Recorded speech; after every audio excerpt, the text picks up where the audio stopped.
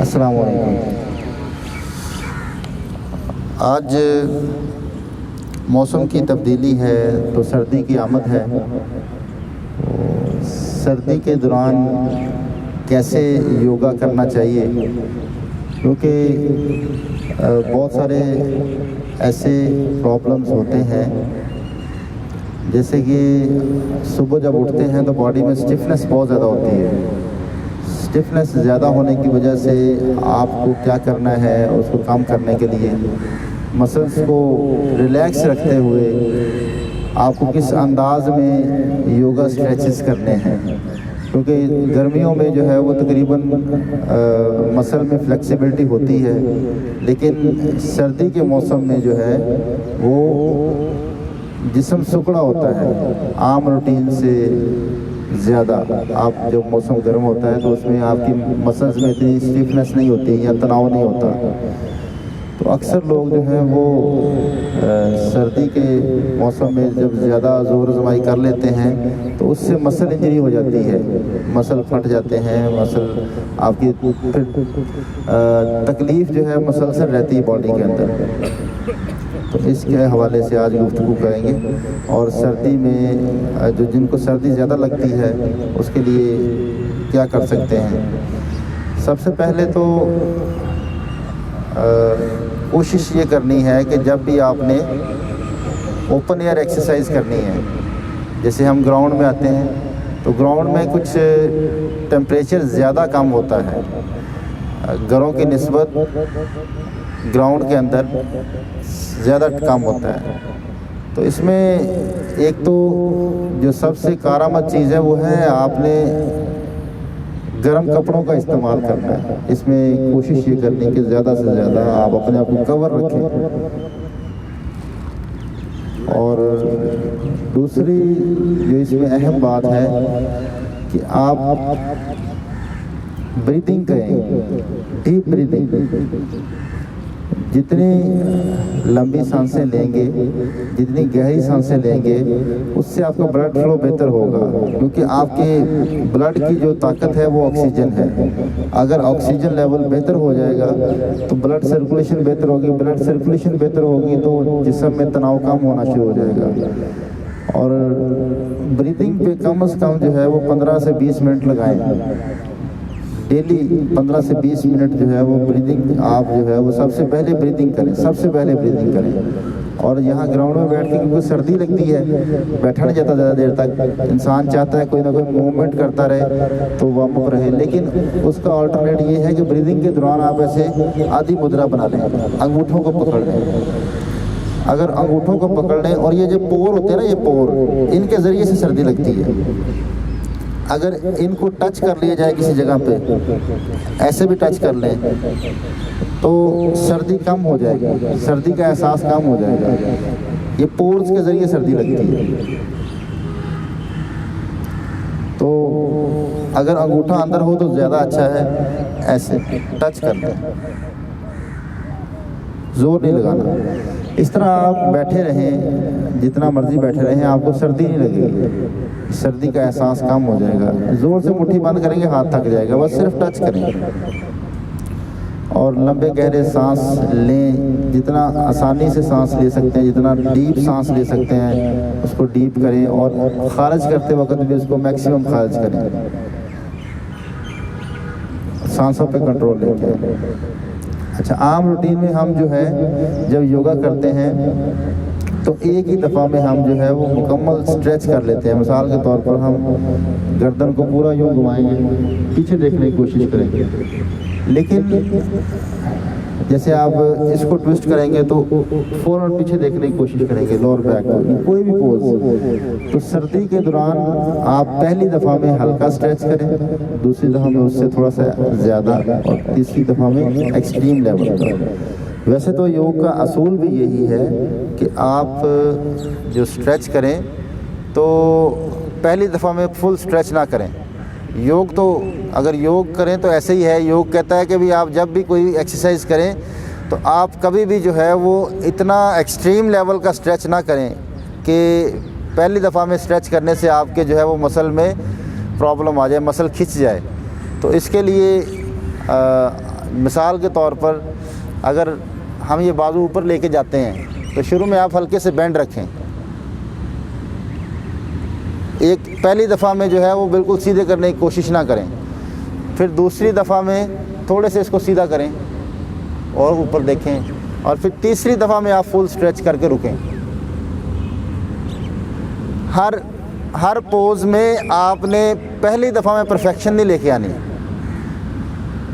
दूसरी दफ़ा में थोड़ा सा उसको बेहतर करना है, और तीसरी दफ़ा में आपने परफेक्ट पोज करके रुकना है, उसमें ठहर जाना है। ये असूल है। वैसे ओवरऑल योगा का असूल है, होता नहीं, इस पर अमल नहीं होता।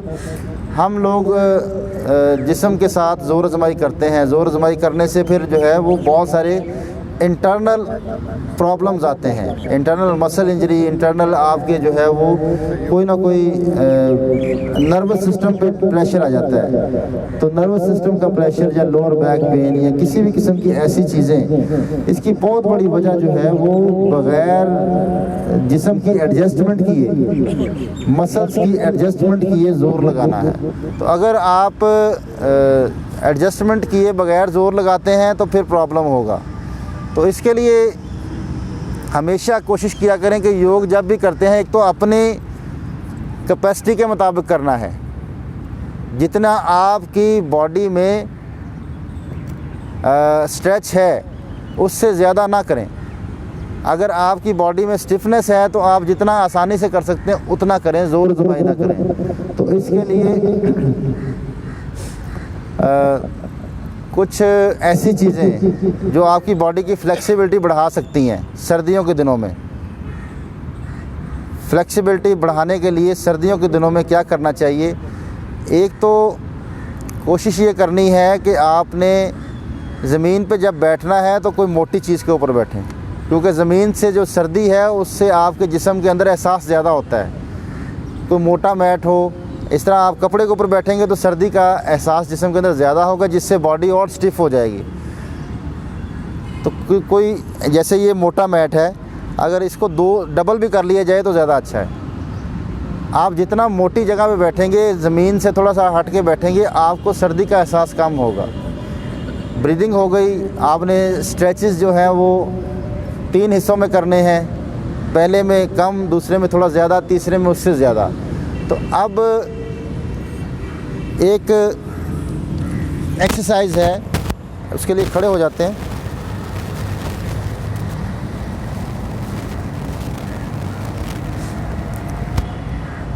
वैसे हम जो है वो पंजों पे ऐसे खड़े होते हैं ना, पंजों पे वार्म अप करते हैं, लेकिन सर्दियों में आप कोशिश किया करें कि अपने पंजों को खींचें।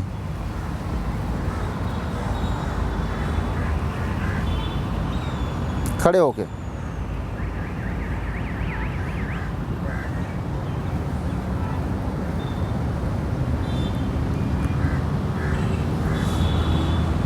बैठ के इसलिए नहीं कर रहे कि जब बैठे होते हैं तो ज़मीन से सर्दी का एहसास होता रहता है, तो इसलिए आप खड़े हो जाएं और खड़े होके अपने टांग को सीधा करके पंजे को स्ट्रेच करें,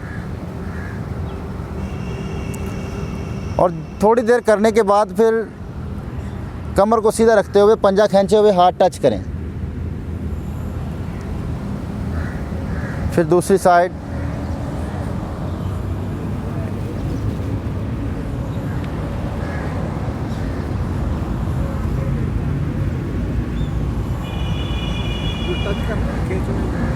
टच करके वापस आ जाएं। वही असूल रहेगा जो हमने बताया कि आपने ज़ोर आज़माई नहीं करनी, जितना हो सकता है उतना करें, और दूसरी तीसरी दफ़ा में जाके उसको बढ़ाते जाएं।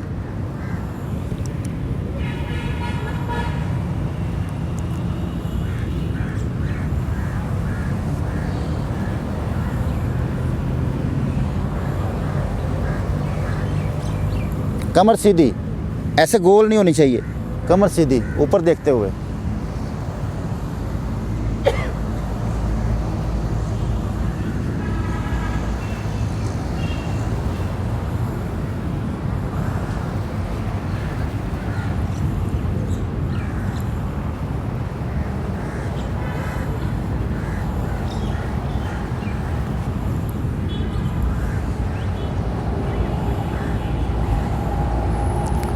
और फिर हल्का हल्का लेग्स को थोड़ा जरक दें, ज़ोर से नहीं, बहुत लाइट सा।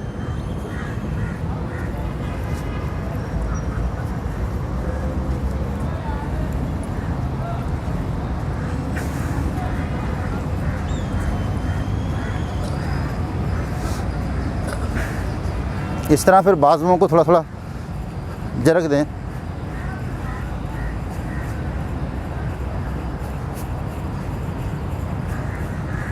ज़ोर से नहीं, बहुत हल्का।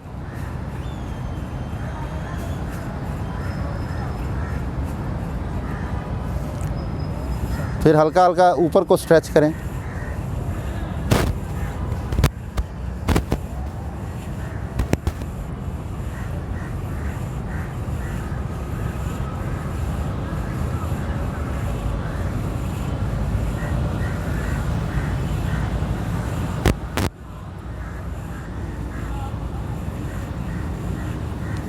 फिर ऐसे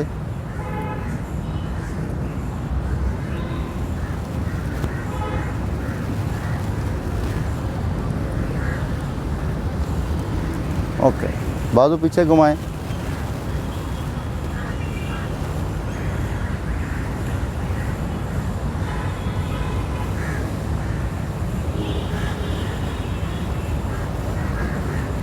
ओके जी, बैठ जाएं, रिलैक्स। अब ये थोड़ा सा वर्कआउट करने के बाद आप पोजेस करें, डायरेक्ट पोजेस ना करें। मतलब आपने पहले मूवमेंट करनी है, लाइट लाइट मूवमेंट करनी है, मसल्स को आपने ज़रा एक्टिवेट करना है, उसके बाद आप स्ट्रेचेस करें। कभी भी जो है वो सर्दी के मौसम में, जब ठंडा मौसम हो तो फ़ौरन आप स्ट्रेच करके ना रुकें, पोजेस मत करें, ज़ोर आजमाई मत करें। अब इस तरह आप ये तकरीबन 2-3 मिनट हमने कोई स्ट्रेचेस किए हैं तो जिस्म में थोड़ी सी नरमी आ गई है, ठीक है। तो ज़ोर लगाने से और सख्ती आ जाती है, मसल्स और टाइट हो जाते हैं।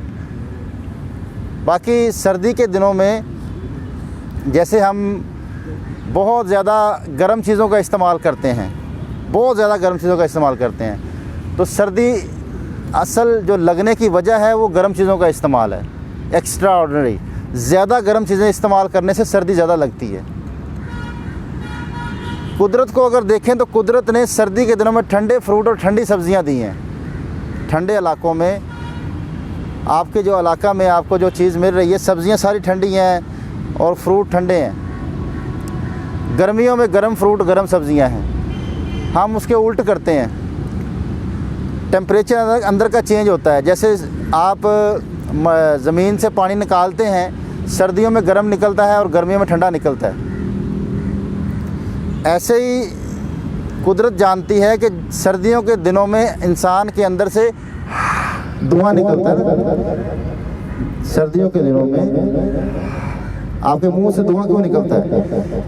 हरारत होती है, हरारत बड़ी होती है जिस्म के अंदर, बाहर ठंड है। और जैसे गर्मियों के दिनों में आप जितना मर्जी हाँ करते रहें, अंदर से धुआं नहीं निकलता। तो कोशिश ये करें कि गर्म चीज़ें ज़रूर इस्तेमाल करें, लेकिन एक म्याना रवि के साथ, उसके साथ ठंडी चीज़ें भी इस्तेमाल करें। जो मौसमी फ्रूट हैं, मौसमी सब्जियां हैं, इनका इस्तेमाल ज़्यादा रखें तो आपको सर्दी कम लगेगी, सर्दी का एहसास कम होगा, सर्दी के अमराज कम होंगे। तो सर्दी के अमराज से बचने के लिए हमेशा आप जो है वो थोड़ी सी ठंडी चीज़ों का इस्तेमाल साथ ज़रूर रखें। हम गर्मियों में जो नज़ला ज़ुकाम और गर्मियों में जो बीमार होते हैं, उसकी वजह ये होती है कि हम गर्मियों में ठंडी चीज़ें ज़्यादा इस्तेमाल कर लेते हैं, और सर्दियों में बीमार होने की ज़्यादा वजह, जो ज़्यादा बीमार रहते हैं वो सर्दियों में गर्म चीज़ें ज़्यादा इस्तेमाल कर लेते हैं। तो म्याना रवि रखें, दोनों चीज़ों को एतदाल के साथ इस्तेमाल करें तो बेहतरी आ जाएगी। ठीक है, थैंक यू, इंशाल्लाह फिर मुलाकात।